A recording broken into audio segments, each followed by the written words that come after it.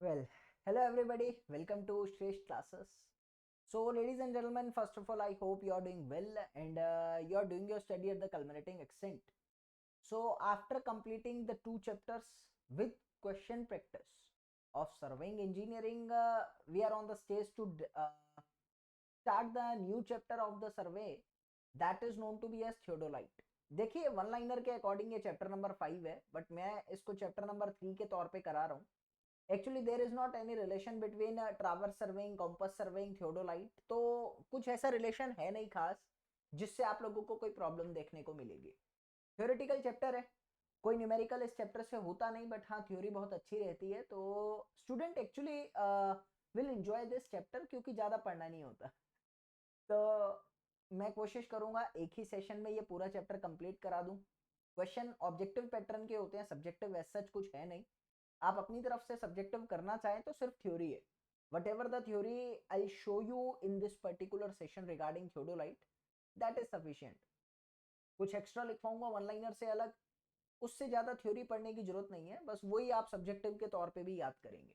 ठीक है, तो let's start now. First of all the main terms comes into my mind is, ladies and gentleman, theodolite होता क्या है. भाई सर्वेइंग इंजीनियरिंग के अंदर अभी तक आपने पढ़ा क्या है. सर्वेइंग इंजीनियरिंग के अंदर सबसे पहले आपने पढ़ा चेन्स के बारे में और टेप्स के बारे में. आफ्टर दैट आप लोगों ने पढ़ा कॉम्पस के बारे में. तो कॉम्पस क्या करता था, कॉम्पस बेसिकली आप लोगों का डायरेक्शन बताने के लिए हेल्पफुल होता था with respect to the north. Clear है. चेन और टेप आप लोगों के लाइन मेजर करने के काम आते थे. क्लियर है. अगर मैं बात करना चाहूं तो डायरेक्शन मेजरमेंट को ऐसा कह सकता हूं कि डायरेक्शन मेजरमेंट और कुछ नहीं, ये अपने आप में हॉरिजॉन्टल एंगल को मेजर करता था. सिंपल सा टास्क है, कोई ऐसी बड़ी बात नहीं है. यानी अर्थ के सरफेस के ऊपर एंगल मेजर होता था. लेकिन एक्चुअली में सर्वेइंग के अंदर कुछ हमें जरूरत पड़ी जहां हम लोगों को हॉरिजॉन्टल एंगल तो मेजर करना ही था, साथ ही साथ हम लोगों को वर्टिकल एंगल भी मेजर करना था. तो ये जो वर्टिकल एंगल को मेजरमेंट करने की जरूरत आई, वो एक जरूरत होता है ना कि आवश्यकता आविष्कार की जननी है. तो आवश्यकता यहाँ आ चुकी थी, आविष्कार होना बाकी था.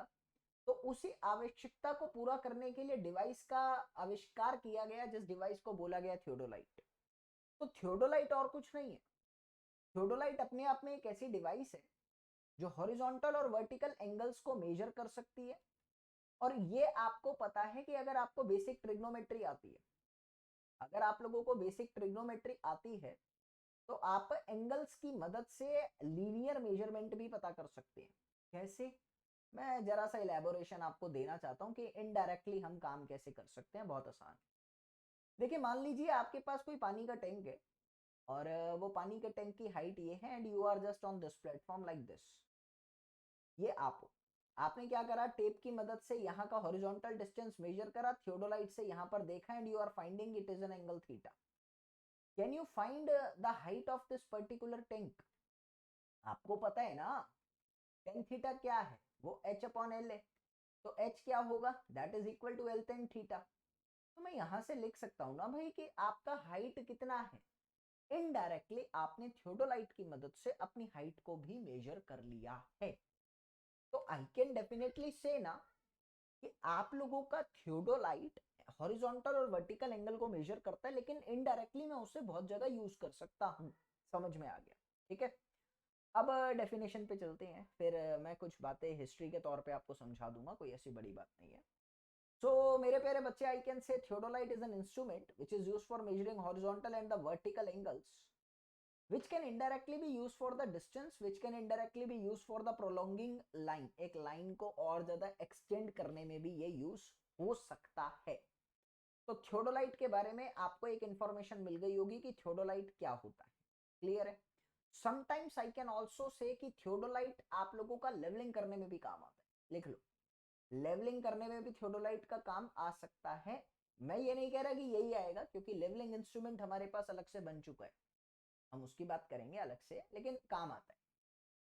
अब बात आती है कि पुराने जमाने में सबसे पहले थियोडोलाइट जो हमारे पास बना था, ये मैं लिखवा देता हूँ. इन अर्लियर डेज जो थियोडोलाइट, आप एक मिनट का पेशेंस करना है, कुछ अनकंफर्टेबल लग रहा है मुझे.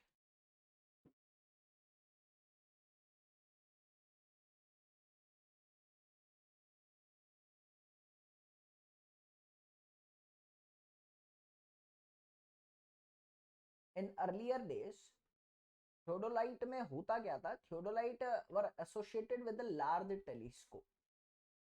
आपका जो थियोडोलाइट था उसके अंदर बहुत बड़ा टेलीस्कोप होता था, एसोसिएटेड विद लार्ज टेलीस्कोप। अब टेलीस्कोप क्या है, देखो आपको पता होना चाहिए कि टेलीस्कोप इज अ डिवाइस जो दूर की चीजों को देखने के मदद में आती है, ठीक है। अब ये लार्ज टेलीस्कोप होता था ना, तो इसकी प्रॉब्लम होती थी कि ये घूम नहीं पाता था। अब अगर घूम नहीं पा रहा, कॉमन सेंस लगाओ, यहाँ एंगल है, ये घूमने में प्रॉब्लम कर रहा है, तो फिर मैं प्रॉपर एंगल मेजर करने में प्रॉब्लम हो सकती है ना मेरे को।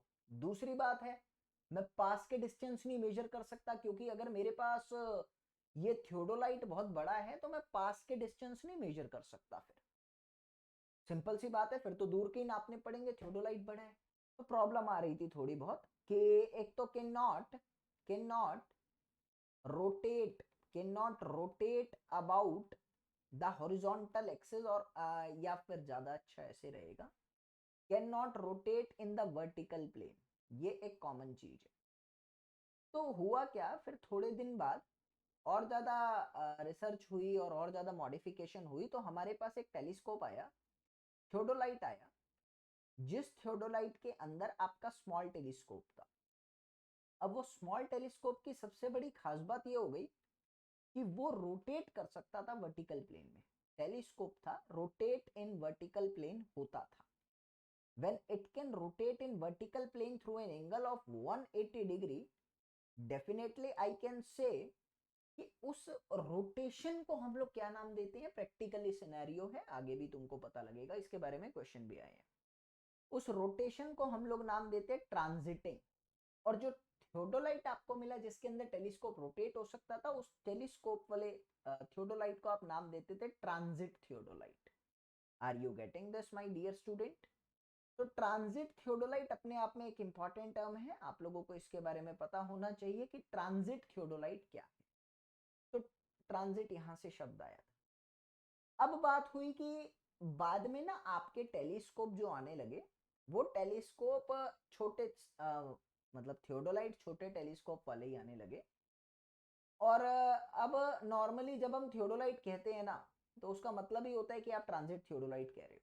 ये आपको ध्यान रखना है कि नॉर्मली जो थियोडोलाइट है आपका, वो और कुछ नहीं, वो ट्रांजिट थियोडोलाइट ही होता है, ठीक है। तो अब बात आती है यहाँ से कि जो आपके ट्रांजिट थियोडोलाइट है वो भी दो प्रकार के हैं। कौन कौन से?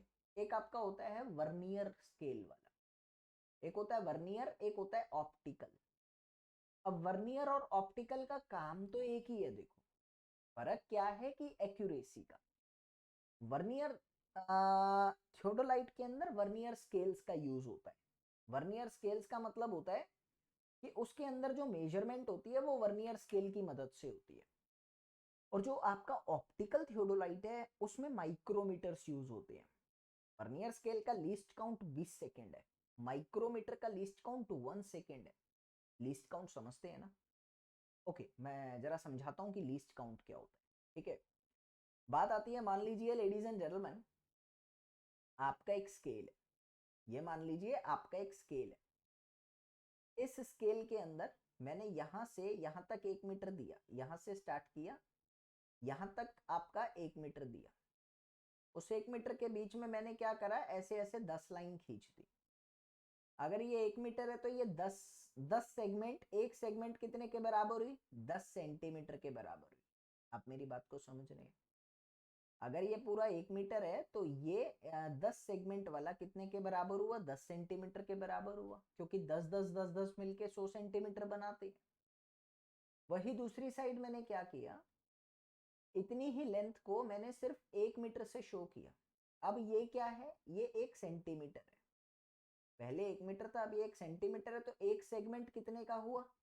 Definitely I can say that एक सेगमेंट आप लोगों का 1 mm का हुआ, क्योंकि 1 सेंटीमीटर में कितने होते हैं, 10 मिलीमीटर होते हैं। 10 सेगमेंट है तो एक सेगमेंट 1 मिलीमीटर का हुआ। ऊपर वाला जो स्केल है उसमें आप लोगों का जो ये स्मॉलेस्ट सेगमेंट है ना, उस जो स्मॉलेस्ट सेगमेंट की लेंथ है 10 सेंटीमीटर। नीचे वाले स्केल में स्मॉलेस्ट सेगमेंट की लेंथ है 1 मिलीमीटर। और ये जो स्मॉलेस्ट सेगमेंट की लेंथ होती है, the length of the smallest segment in the scale is actually called the least count. उसी को हम लोग कहते हैं लीस्ट काउंट। आपको मेरी बात समझ में आई जनाब, जो मैं कहना चाह रहा हूँ उसी को हम लोग कहते हैं लीस्ट काउंट। अब मेरी बात आती है यहाँ से कि लीस्ट काउंट की थ्योरी तो क्लियर हुई, लेकिन इसकी सिग्निफिकेंस क्या है। आपको अगर मैं इसकी सिग्निफिकेंस की बात करता हूँ तो definitely I can say ladies and gentleman कि आप लोगों का एक स्केल है 10 सेंटीमीटर तक की छोटी से छोटी वैल्यू 10 सेंटीमीटर तक की नाप सकता है, लेकिन वही दूसरा स्केल छोटी से छोटी 1 मिलीमीटर की लेंथ को भी नाप सकता है, क्योंकि उसके पास सेगमेंट अवेलेबल है। तो बताओ एक्यूरेसी किसमें ज्यादा? आपने कहा जो सबसे छोटी लेंथ को भी नाप सकता है वो ज्यादा एक्यूरेट है भाई, हम इतना भी क्यों फालतू जाने दे अपनी जमीन का टुकड़ा। तो जिसका लीस्ट काउंट कम है, जिसका लीस्ट काउंट वैल्यू कम है या लीस्ट काउंट वैल्यू लो है, ऐसा लिख लो, उसकी एक्यूरेसी ज्यादा है। आप ये बात समझ रहे हैं? उसकी एक्यूरेसी ज्यादा है क्योंकि वो छोटी से छोटी चीज को नाप सकता है। तो लीस्ट काउंट का मतलब क्या है और लीस्ट काउंट की सिग्निफिकेंस क्या है? Are you getting that scenario ना? इंपॉर्टेंट है। तो बात आती है यहाँ से कि मैंने आपको बताया दो तरह के थियोडोलाइट हैं, एक है आपका वर्नियर थियोडोलाइट और एक है आप लोगों का obviously optical theodolite. Vernier theodolite में वर्नियर स्केल्स का यूज होता है जिसका लीस्ट काउंट 20 सेकेंड है। ऑप्टिकल थियोडोलाइट में माइक्रोमीटर का यूज करते हैं जिसका लीस्ट काउंट 1 सेकेंड है। क्या यूज किया जाता है? माइक्रोमीटर्स का इसमें हम यूज करते हैं। अब कुछ इंपॉर्टेंट बातें मैं जरा पिक्चर आपको दिखाना चाहूंगा सबसे पहले कि थियोडोलाइट में क्या क्या होता है, ताकि आप लोगों को ध्यान रहे। ये दोनों थियोडोलाइट की पिक्चर है, दोनों एक ही तरह का थियोडोलाइट है। कौन से वाला? Transit theodolite. सिंपल, हम वर्नियर या माइक्रोमीटर की बात ही नहीं कर रहे, दोनों एक जैसे होते हैं। यहाँ दोनों के दोनों वर्नियर्स हैं क्योंकि मेरे को ये स्केल दिख रहा है, यहाँ से पता लगता है, तो दोनों वर्नियर है। माइक्रोमीटर वाला भी ऐसी है, ठीक है। ये जो डिवाइस है इसको बोला जाता है टेलीस्कोप। ओके, ये जो डिवाइस है इसको बोला जाता है वर्टिकल सर्कल। आपको दिख रहा है वर्टिकल सर्कल? ये जो डिवाइस है इसको बोला जाता है हॉरिजॉन्टल प्लेट। ध्यान से देखेंगे, इसको बोला जाता है हॉरिजॉन्टल प्लेट। ये जो डिवाइस है आप लोगों का, ये वाला ऊपर का साइड, इसको कहा जाता है अपर वर्नियर प्लेट। अपर वर्नियर प्लेट। और इसके नीचे जो आप लोगों का डिवाइस आ रहा है ये, इसको कहा जाता है लोअर वर्नियर प्लेट। ठीक है। अब बात आती है यहाँ से ट्राइपोड। आपको पता है क्या होता है कि ये जो थियोडोलाइट है ये ट्राइपोड के ऊपर सिक्योर्ड होता है, ट्राइपोड के ऊपर स्टेबल होता है। ये जो आपको ए तरह की शेप दिख रही है इसको कहा जाता है ए फ्रेम। इसको कहा जाता है ए फ्रेम। क्लियर है? अब इस ट्यूब के ऊपर क्या होता है? एक बबल ट्यूब होती है। ये जो टेलीस्कोप है, इस टेलीस्कोप के ऊपर एक बबल ट्यूब है। बबल ट्यूब क्या करती है? आपके लेवलिंग करने में काम आती है। ठीक है, यहाँ दिख नहीं रही है मेरे को, मैं दिखा, ये रहा, देखो यहाँ दिख रहा होगा, ये रहा। ये क्या है? ये एक बबल ट्यूब है। बबल ट्यूब क्या करती है? आपके लेवलिंग करने में काम आती है कि आपका थियोडोलाइट सीधा लगा है कि नहीं लगा। तो ये क्या करता है? लेवल करता है। आपको याद रखना है। मतलब आपने देखा भी होगा कई बार घर में ऐसी डिवाइस होती है जिसमें वो बुलबुला होता है छोटी सी पानी की ट्यूब में, तो वो बुलबुला बेसिकली सेंटर पे होना चाहिए। सेंटर पे होने का मतलब है कि बिल्कुल एकदम स्टेबल आपका थियोडोलाइट खड़ा हुआ है। ठीक है।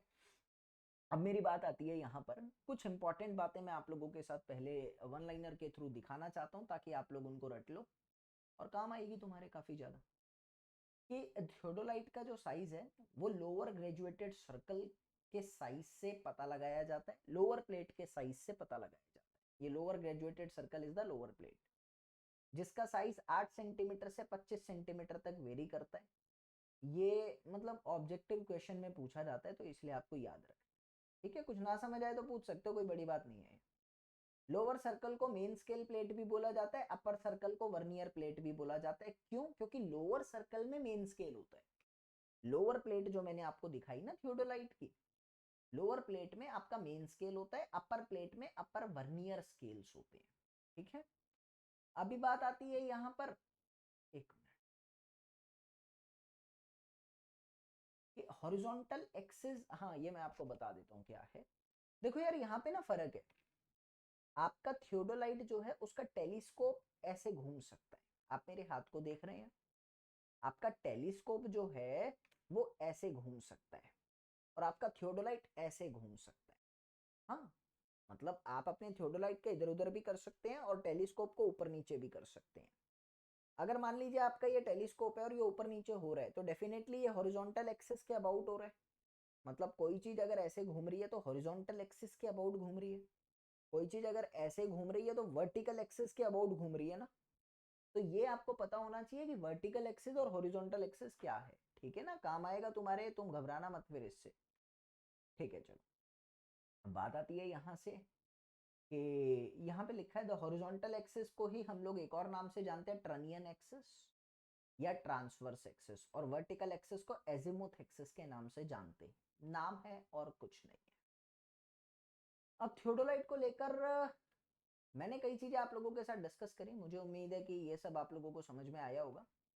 कुछ और भी मैं आप लोगों के साथ डिस्कस कर दूं तो ठीक रहेगा। लेडीज एंड जेंटलमैन, जो टेलीस्कोप होता है उसका अपर्चर कितना होता है, पहली बात तो याद रखना, मैं एक्स्ट्रा लिखवा रहा हूँ ये थोड़ा सा, यहाँ लिख लो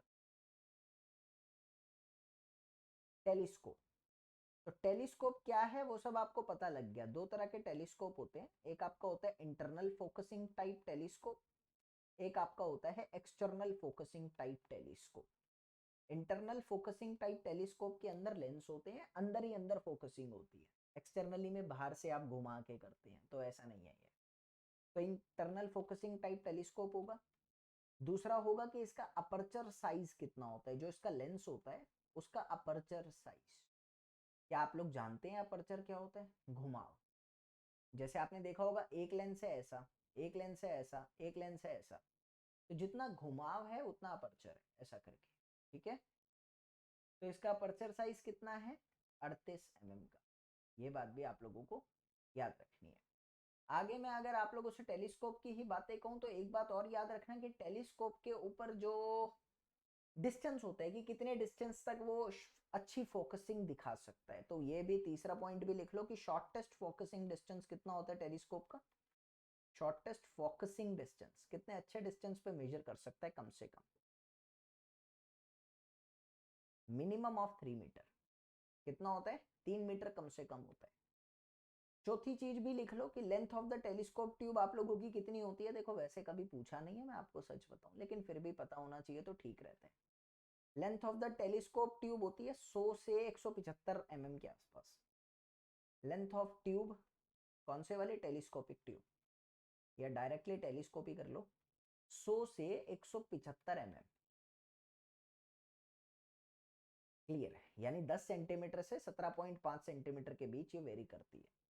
नाउ लेडीज एंड जेंटलमैन, जो आप लोगों का अगला आता है that is known to be as, यहाँ पे कुछ ऐसा बढ़िया वाला है नहीं। दो तीन चीजें मैं वैसे ही बता देता हूँ आपको, और एक चीज तो कि टेलीस्कोप से काम कैसे करते हैं, अगर मैं उसकी वर्किंग आपको प्रॉपर दिखा देता हूँ। बता नहीं देता है, यूट्यूब पे बहुत सारी वीडियोस अवेलेबल है, लेकिन मुझे जो बेस्ट वीडियो लगी उसकी, आपको पता है मैं जेई के लिए, एई के लिए आपको पढ़ा रहा हूँ, तो मुझे नहीं लगता कि मैं आपको एक्सपेरिमेंटल वर्जन यहाँ पे दिखाऊं या बताऊं। That is not of our point of view. अगर आप लोगों को दिखाया जाए या बताया जाए तो आपको ज्यादा अच्छे से समझ में आ सकता है, ये मेरा मानना है। तो मैं क्या करूंगा, आप लोगों को वीडियो प्रोवाइड कर दूंगा, वो लिंक आपको दे दूंगा, किसी और का चैनल है, लेकिन मुझे 7 मिनट की वीडियो में काफी अच्छा लगा उसका समझाने का तरीका और उसका बताने का तरीका। And after that you will feel some kind of confidence regarding the theodolite. तो थियोडोलाइट से काम कैसे करते हैं और एंगल कैसे मेजर करते हैं ये आपको उस वीडियो से पता लग जाएगा। और दो तीन ऐसी टर्म्स है जैसे अपर क्लैंप, लोअर क्लैंप, और टाइटनिंग स्क्रूज और ट्रनियन स्क्रूज, ये सब आपको उसी वीडियो में पता लग जाएगा कि क्या है, कैसे यूज होता है, कैसे काम करते हैं, ठीक है। लोअर प्लेट अपर प्लेट का सिनेरियो क्या है, रीडिंग कैसे देखते हैं, वो सब आपको उस वीडियो में पता लग जाएगा। तो वो वीडियो आपको मैं लिंक दे दूंगा, या तो ग्रुप में या फिर ऐप में भी डाल दूंगा मैं, तो आप देख लीजिएगा, ठीक है। आगे बात आती है यहाँ पर लेडीज एंड जेंटलमैन कि टेलीस्कोप के बारे में हम लोगों ने जाना, जो इंपॉर्टेंट था वो मैंने आपको बता दिया। अब बेसिक टर्म्स आती है टेलीस्कोप थियोडोलाइट के अंदर कि क्या क्या ऑपरेशंस बेसिकली आप लोग करते हैं, क्या क्या आप लोगों को करना होता है, वो बेसिक टर्मिनोलॉजीज आपको पता होनी चाहिए। सबसे पहला टर्म मेरे पास आता है that is known to be as the transiting. अबे देखो, मैं जो है सब वन लाइनर के माध्यम से आपको दिखा दूंगा, कोई ऐसी बड़ी बात नहीं है, कुछ और होगा तो मैं बता दूंगा, ठीक है। ट्रांजिटिंग इज, आप अपने टेलीस्कोप को घुमाते हैं ना ऐसे करके, तो मैं तो एक ही चीज जानता हूँ कि रोटेशन ऑफ टेलीस्कोप। अब टेलीस्कोप जो है ना वो बेसिकली वर्टिकल प्लेन में ही रोटेट कर सकता है, हॉरिजॉन्टल में कभी रोटेट नहीं करता, ठीक है। तो अगर टेलीस्कोप को ही रोटेट करना है तो वो सिर्फ वर्टिकल प्लेन में रोटेट कर सकता है, तो उसको कहते हैं ट्रांजिटिंग प्रोसेस, ओके। इसको प्लंजिंग और रिवर्सिंग के नाम से भी जाना जाता है। आगे बात आती है यहाँ पर ladies and gentleman, swinging process. Swing करना, थियोडोलाइट को हॉरिजॉन्टल प्लेन में घुमाना या वर्टिकल एक्सिस के अबाउट घुमाना। दो तरह के स्विंग हो सकते हैं, या तो आप क्लॉकवाइज डायरेक्शन में घुमा सकते हैं या आप एंटी क्लॉकवाइज डायरेक्शन में घुमा सकते हैं। तो अगर क्लॉकवाइज डायरेक्शन में घुमाते हैं, इंपॉर्टेंट है ये सब, आपके जेई के पेपर में डायरेक्ट पूछता है, इसलिए याद रखना। तो क्लॉकवाइज डायरेक्शन में घुमाने के लिए right swing, anti clockwise direction में घुमाने के लिए लेफ्ट स्विंग। राइट स्विंग और लेफ्ट स्विंग का यूज क्या है, देखो क्या होता है ना, मैं आपको बता दूं। कई बार जब हम रीडिंग ले रहे होते हैं तो एक्यूरेसी तो मिलती नहीं पहली बार में, तो एक बार हम क्या करते हैं, राइट स्विंग करके रीडिंग लेते हैं, एक बार लेफ्ट स्विंग करके रीडिंग लेते हैं, और फाइनल रीडिंग को उसका एवरेज मान लेते हैं। तो राइट स्विंग और लेफ्ट स्विंग का बस यही फर्क है, ठीक है। उसके बाद आता है लाइनिंग इन। तो lining in is actually the process जब आप दो पॉइंट के बीच में थियोडोलाइट की मदद से कोई और पॉइंट एस्टेब्लिश करते हो और वो पॉइंट आपको विजिबल है, अच्छे से इंटरविजिबल है, मतलब आप दोनों किनारों पे खड़े होकर अगर उस पॉइंट को देखोगे तो विजिबल है, उस प्रोसेस को कहते हैं lining in. It is the process of establishing intermediate points with the help of theodolite on given straight line whose ends are clearly intervisible, ठीक है। बैलेंसिंग इन होती है जब वो दोनों पॉइंट से कोई एक पॉइंट दिख नहीं रहा, लाइक यू हैव बिल्डिंग। अगर आप लोगों के बीच में बिल्डिंग है, या आप लोगों का बीच में कोई टैंक है, या आप लोगों के बीच में कोई हिल है, तो मिडल पॉइंट या intermediate point is not visible. Obviously ना, वो बीच में बैरियर आ रहे हैं, बिल्डिंग की वजह से दिख नहीं पा रहा। Intermediate points are not visible, okay. So my dear student, आप यहाँ से कह सकते हैं कि इस पूरे प्रोसेस को बैलेंसिंग इनका नाम दिया गया, ठीक है। आगे आते हैं, टेलीस्कोप नॉर्मल, टेलीस्कोप इन्वर्टेड। हाँ अच्छा है। क्या होता है कि जो आपका वर्टिकल सर्कल है, अभी मैंने आपको पिक्चर में दिखाया था वर्टिकल सर्कल क्या होता है। ये वर्टिकल सर्कल जब आपकी रीडिंग लेते हुए ये वर्टिकल सर्कल आपके राइट में हो, तो उस पोजीशन को कहते हैं आप फेस राइट, और अगर ये लेफ्ट में हो तो उस पोजीशन को कहते हैं फेस लेफ्ट।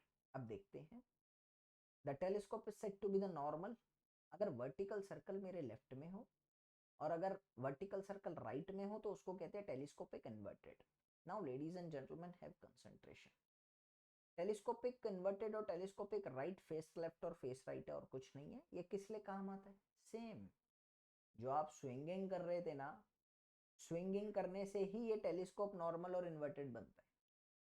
टेलीस्कोप आप घुमाते हो, सॉरी थियोडोलाइट को घुमाते हो, तो थियोडोलाइट के घुमाने से वर्टिकल सर्कल कई बार लेफ्ट और राइट में ही तो घूमता है। यहाँ पर है तो घूम के राइट में आ जाएगा, राइट में है तो घूम के लेफ्ट में आ जाएगा। तो ये इन्वर्टेड और नॉर्मल स्विंगिंग का ही प्रोसेस है। अब मैंने आपको बताया असल में कि स्विंगिंग प्रोसेस क्यों करा जाता है। एक बारी राइट से रीडिंग लेते हैं, एक बारी लेफ्ट से रीडिंग लेते हैं, दोनों का एवरेज निकाल देते हैं, तो एक्यूरेसी मिल जाती है थोड़ी सी। तो वो एक्यूरेसी कैसे मिलती है, एरर के निकलने से मिलती है। और एरर कौन से वाला निकलता है, जो एरर निकलता है उसको कहते हैं कॉलिमेशन एरर। इसके बारे में मैं तुम्हें आगे पढ़ाऊंगा, डोंट वरी, कॉलिमेशन क्या होता है सब बता दूंगा लेवलिंग प्रोसेस में। तो एरर कौन सा निकलता है, कॉलिमेशन एरर, ये तुमको याद रखना है, इंपॉर्टेंट है, ठीक है। तो बेसिक था ना, कोई बड़ी बात तो है नहीं इसमें। तो टर्मिनोलॉजीज आपके साथ डिस्कस हुई कि टर्मिनोलॉजीज क्या होती है। और सबसे पहली चीज, टेलीस्कोप या थियोडोलाइट को सेटअप करने के लिए शुरू में तीन चीजें करनी पड़ती हैं। वो कौन सी तीन चीजें हैं, तो यहाँ पर लिख लो, सेटिंग अप ऑफ थियोडोलाइट। वैसे लेवलिंग में मैं ये सब पढ़ाऊंगा तुमको एडजस्टमेंट्स के बारे में, लेकिन यहाँ थोड़ा सबसे पहले जब आप लोग थियोडोलाइट को सेटअप करते हो, ट्राइपॉड पे खड़े करते हो, उसके बाद एक प्राइमरी एडजस्टमेंट आती है। प्राइमरी एडजस्टमेंट में 3 चीजें होती हैं। पहला होता है आपका सेंटरिंग। सेंटरिंग क्या होता है? कि आपके प्रॉपर जो थियोडोलाइट है वो अपनी पोजीशन पे है कि नहीं है, मतलब जिस पॉइंट पे थियोडोलाइट को होना चाहिए क्या वो उस पॉइंट पे है कि नहीं है, वो आपको देखना होता है। दूसरा आपके पास आता है लेवलिंग। दूसरा आपके पास आता है लेवलिंग और तीसरा आपके पास आता है यहाँ पर प्लम्बिंग। प्लम्बिंग क्या होता है कि एक छोटा सा वेट, आजकल तो नहीं कहूँगा, छोटा सा वेट ना एक इंस्ट्रूमेंट के साथ टांग देते हैं ताकि वो स्टेबल रहे, बस वजन के टांगने से वो स्टेबल रहता है, तो उसको प्लम्बिंग कहते हैं। तो बात होती है यहाँ पर लेडीज एंड जेंटलमैन कि प्लम्बिंग आपको समझ में आ गया, लेवलिंग आपको पता ही है एक लेवल में लाना, नहीं तो मैं आपको पढ़ाऊंगा, और सेंटरिंग होता है ठीक उस पॉइंट के ऊपर लाना। ठीक है, तो बात आती है कि ये सब तो कर लिया, अब थियोडोलाइट से काम कैसे होता है। मैंने आपको बताया बेसिकली कि हॉरिजॉन्टल एंगल्स या वर्टिकल एंगल को मेजर करता है। नाम आपको बता, देखो कैसे मेजर करता है मैंने आपको बताया, I will send you the video link. बताने से अच्छा दिखाना है। यहाँ पर 7 मिनट की वीडियो में you will actually get that level जो मुझे आपको देने की जरूरत है। तो वो 7 मिनट की वीडियो आप देखना। एरर कैसे रिड्यूस कर सकते हैं वो अच्छा है। एरर रिडक्शन, 2 मेथड से आप एरर को रिड्यूस कर सकते हैं। या तो आप मेजर करने में रिपीटेशन मेथड को फॉलो करोगे या रेट्रेशन मेथड को फॉलो करोगे। नाम सजेस्ट कर रहा है, what do you mean by the repetition? करते रहो करते रहो करते रहो। 2 बार ही रीडिंग ली, 3 बार ही ली, 4 बार ही ली, सबका एवरेज निकाल दिया। तो एवरेज जितना भी आ रहा है वो आपका एक रीडिंग आ रहा है जो कॉलिमेशन एरर से फ्री है, उसको कहते हैं रिपीटेशन मेथड। एक्यूमुलेटेड वैल्यूज हैं आपकी, angle can be measured several times and value is added mechanically. Method is more accurate for measuring horizontal angle. Accumulated value है, नंबर ऑफ रिमिटेशन से divide करा तो एवरेज वैल्यू हम इसकी निकाल रहे हैं।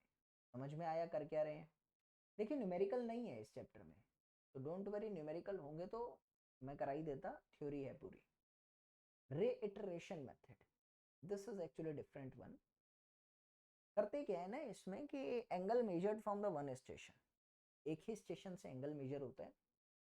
तो initial station to last station पूरा एक सर्कल बना देते हैं, क्लोज पाथ बना देते हैं, यानी 360 डिग्री एंगल मेजर करते हैं। तो 360 डिग्री एंगल मेजर करने में जो आपका असल में वैल्यू में एरर आता है, 360 डिग्री मेजर हो रहा है कि नहीं हो रहा वो तो नहीं पता ना। मान लो टोटल एंगल आ रहा है 361 डिग्री, टोटल एंगल आ रहा है 361 डिग्री, तो ये 1 डिग्री एक्स्ट्रा है। इस 1 डिग्री को आप क्या करते हो, सब में डिस्ट्रीब्यूट कर देते हो। इस 1 डिग्री को सब में डिस्ट्रीब्यूट कर देते हो। अब डिस्ट्रीब्यूट कैसे करते हैं कंपास सर्वे में बताया था। ठीक है, तो रीइटरेशन मेथड वो है। अब बात आती है कि दोनों में से एक्यूरेट कौन है। देखो ज्यादा लॉन्ग प्रोजेक्ट है, अगर तुम्हारे पास लॉन्ग प्रोजेक्ट है तो आप लोग लॉन्ग प्रोजेक्ट के लिए रेट्रेशन और शॉर्ट प्रोजेक्ट के लिए रिपीटेशन मेथड को यूज करते हैं। ठीक है, चलो वर्नियर्स आज नहीं पढ़ाऊंगा, फिर कभी इसके बारे में, न्यूमेरिकल है तो न्यूमेरिकल के लिए तो जब भी डिस्कस करूंगा आगे लेकर आता हूँ। अब मेरी बात आती है मेरे प्यारे बच्चे, कुछ एक्स्ट्रा मैं आपको लिखवाना चाहूंगा जो आपके काफी काम आएगा, और वन लाइनर में वो नहीं है, सब्जेक्टिव पैटर्न के लिए काफी इंपॉर्टेंट है। अगर आप लोग एंगल मेजर करना चाहते हो तो एंगल मेजर करने के बेसिकली 5 तरीके हैं। कौन कौन से? एक मिनट मैं लिख ही देता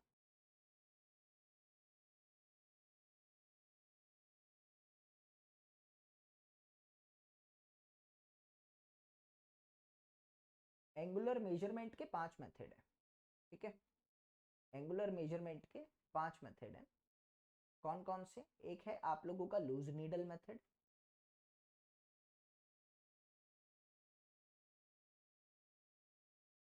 एक है आप लोगों का फास्ट नीडल मेथड,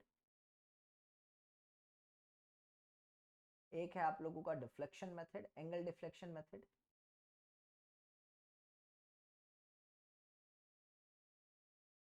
एक है आप लोगों का यहाँ पर method of included angle,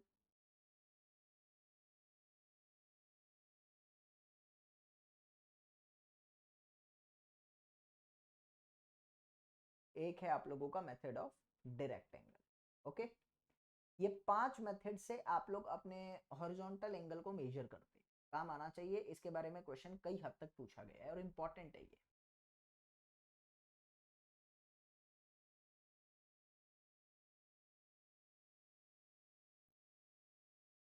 okay, तो स्टार्ट करते हैं इसके बारे में। फिर बात आती है यहाँ से लेडीज एंड जेंटलमैन, ये पॉइंट लिखे थे मैंने, लूज नीडल मेथड क्या है। लूज नीडल मेथड में क्या होता है, आप लोग अलग अलग स्टेशंस पे जाते हैं और अलग अलग स्टेशंस पे ही सारी मैग्नेटिक बेयरिंग का पता करते हैं। हर स्टेशन पे मैग्नेटिक बेयरिंग का पता होता है और उस मैग्नेटिक बेयरिंग के रिस्पेक्ट में सारी रीडिंग चलती है और वहीं से आपका ट्रैवर्सिंग पूरा होता है। तो बेसिकली क्या है कि direction of the magnetic meridian is establish at each of the transfer station and direction is determined with respect to the meridian. Magnetic having each line is determined. When theodolite is provided with magnetic compass, this theodolite can be used for magnetic bearing of different lines.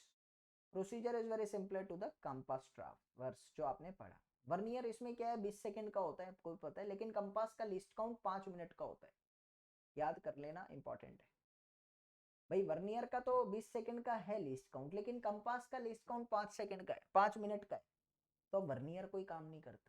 Compass का major role है, हर जगह आपको magnetic bearing setup करनी है। तो आप accuracy यहाँ पे वर्नियर्स की नहीं, एक्यूरेसी कंपास के अकॉर्डिंग लेकर चलते हैं। बहुत एक्यूरेट नहीं होता ये, क्योंकि कंपास की एक्यूरेसी कम है। अब बात को समझे। Now the magnetic bearing of a traverse line are read from the compass. Thus, efficiency of the loose needle method is that of the compass, not of the theodolite. Loose needle is not used in the theodolite traverse क्योंकि error बहुत कम, बहुत ज़्यादा है, मतलब not so accurate, इसलिए हम इसको use नहीं करने वाले। Now my dear student, fast needle method में थोड़ा सा ज़्यादा अच्छा है। इसमें क्या होता है कि एक ही स्टेशन पे सेटअप करते हैं, एक स्टेशन पे मैग्नेटिक बेयरिंग निकाल लेते हैं, बाकी सबके बेयरिंग को इंक्लूडेड एंगल के मेथड से निकालते हैं, जैसे मैंने कंपास में आपको क्वेश्चन कराया था। एक की बियरिंग आपको पता है, अगर आप इंक्लूडेड एंगल ऐड करते हो तो दूसरे की बियरिंग आपको पता लग जाती है। ऐसे कर करके आप सबकी बियरिंग को निकालते हो। अब आपको पता है कि एक की बियरिंग निकाल रहे हो, कंपास का यूज एक ही जगह हो रहा है, compass use at only one station. तो जब कंपास का यूज एक ही जगह हो रहा है तो डेफिनेटली आई कैन से कि आप लोगों का बाकी का जो स्टेशन है, वो बाकी के स्टेशन में कंपास का यूज नहीं, थियोडोलाइट का यूज है, तो एक्यूरेसी तो इनडायरेक्टली बढ़ गई इसकी। तो ये ज़्यादा एक्यूरेट है लूज नीडल मेथड से, ये बात आपको याद रखनी है। जो मैंने बोला वो मैं दिखा देता हूँ। In this method magnetic meridian is establish at transfer station.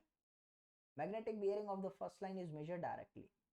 The magnetic bearing of all traverse line are determined from the magnetic bearing of first and included angles, जैसा मैंने बताया। Magnetic bearing of first line has accuracy of the compass. The difference bearing of two adjacent lines has accuracy of theodolite. जैसा आप theodolite की मदद से ही पूरा चलेगा बाकी तो इसको फास्ट नीडल इसलिए कहते हैं क्योंकि वर्नियर जो है वो क्लैम्प्ड रहता है मैग्नेटिक मेरिडियन के साथ, तो बार बार ही सेटिंग नहीं करनी पड़ती, एक्यूरेसी के साथ फास्ट प्रोसेस हो जाता है, तो ज़्यादा एक्यूरेट है, ये भी मैंने आपको बता दिया। ये 3 तरीके से किया जा सकता है, direct method with transiting, without transiting और back bearing. Not so important, बस नाम याद रख सकते हैं। आगे तीसरा आता है मेथड ऑफ इंक्लूडेड एंगल, बहुत ईजी है। इसमें क्या होता है कि मैग्नेटिक बियरिंग एक लाइन की बना लो, एक लाइन की बना लो, बाकी सबके इंक्लूडेड एंगल मेजर कर लो, और नेक्स्ट लाइन की आप लोगों को पता लगती रहती है, पहली लाइन की बियरिंग और दूसरे वाले का इंक्लूडेड एंगल, ठीक है। फास्ट नीडल से भी ज़्यादा एक्यूरेट ये है, आपको याद रखना है। ये चौथा आता है डायरेक्ट एंगल्स। एंगल को आप थियोडोलाइट की मदद से डायरेक्टली मेजर कर सकते हो, कोई दिक्कत नहीं है। This method is very similar to the method of included angle, but here direct angles और angle to be right angle are measured. Direct angles या फिर राइट एंगल के sorry, angle to the rights are measured, मतलब right side में ही चलता है। Direct angle उसी को कहते हैं जो राइट साइड में चलता रहता है, ठीक है। तीसरा आता है deflection angle. I hope you know how to measure the deflection angle. Like this, एक लाइन सीधी जा रही है, एक लाइन ऐसे जा रही है, तो ये जो एंगल है दोनों लाइन का, that is called deflection angle, ठीक है। ये क्या है, ये डिफ्लेक्शन एंगल है। तो mainly use for the open traverse, road, railway, canal, sewer, pipelines के लिए यूज किया जाता है, और स्मॉल डिफ्लेक्शन एंगल के लिए ही काम आता है। मुझे नहीं लगता कोई ऐसा डाउट है, सब रटने वाली बच्चों वाली चीज है, एक एक बारी रीड मारा, समझ में आ गया, काम खत्म। ठीक है, चलो तो थियोडोलाइट खत्म हो गया। क्वेश्चन सॉल्व करते हैं, कुछ कुछ बेसिक क्वेश्चंस हैं, बेसिक की तरह ही करना। और जो एक दो चीज़ें रहती हैं कि क्या क्या मिस्टेक हो सकती है और क्या क्या ड्रामेबाजी चल सकती है यहाँ पर, उसके बारे में मैं फिर डिस्कस कर लूँगा, लेकिन आज नहीं कर रहा, फिर कभी कर लूँगा। तो बात आती है, पहला क्वेश्चन आपकी स्क्रीन पर है। The process of revolving telescope vertical axis के अबाउट जो आप घुमाते हो उसको क्या कहते हो आप? वर्टिकल एक्सिस के अबाउट घुमाने को कहते हैं स्विंगिंग, हॉरिजॉन्टल एक्सिस के अबाउट कहते हैं ट्रांजिटिंग। ऐसे कहते हैं ट्रांजिटिंग, ऐसे कहते हैं स्विंगिंग, ठीक है। Revolving telescope about horizontal axis यानी ऐसे घुमा रहे हो वर्टिकल प्लेन में, ट्रांजिटिंग का नाम दिया जाता है। Define the size of the theodolite. Theodolite का साइज कौन बताता है? मैंने पहले बताया, diameter of the graduated lower plate, तो आपको इसके बारे में लिखा जा चुका है पहले। Which of the following fast needle is most preferred? इनमें से कौन से वाला सबसे ज्यादा प्रेफर किया जाता है? तो मैं आपको बताना चाहता हूँ भाई, डायरेक्ट मेथड विदाउट ट्रांजिटिंग सबसे ज्यादा प्रेफर किया जाता है। जो मैंने 3 पॉइंट आपको ऊपर छुड़ाए हैं वहां पे सबसे पहले लिखा था बेस्ट मेथड। आगे, easy to use this one, not difficult to use this one. 3 point आपको काम आने चाहिए, ठीक है। आगे आता है, for determining relative position of large number of points the most prefer method is. Large number of points को डिटरमिन करने के लिए सबसे ज्यादा प्रेफर किया गया मेथड कौन सा है? डेफिनेटली जिसका चैप्टर पढ़ रहे हो उसी के बारे में क्वेश्चन आएगा। एक्चुअली में क्वेश्चन को समझना और याद कर लेना, बस यही है। Parallax can be removed by refocusing eyepiece and objective. हाँ, पैरेलैक्स को अगर रिमूव करना है तो आपको अपने आईपीस और ऑब्जेक्टिव को रिमूव कर वो रिफोकस करना पड़ेगा, सेट करना पड़ेगा। आईपीस क्या होता है? आंखों के पास जो लेंस होता है। ऑब्जेक्टिव होता है जो दूसरे वाला लेंस होता है, ठीक है, पता है आपको ये चीजें। जैसे टेलीस्कोप है, ये मेरी आंख है, तो ये वाला होगा आईपीस, ये वाला होगा ऑब्जेक्टिव। ये फर्क है दोनों में। मेरी बात आती है यहाँ से, लेडीज एंड जेंटलमैन,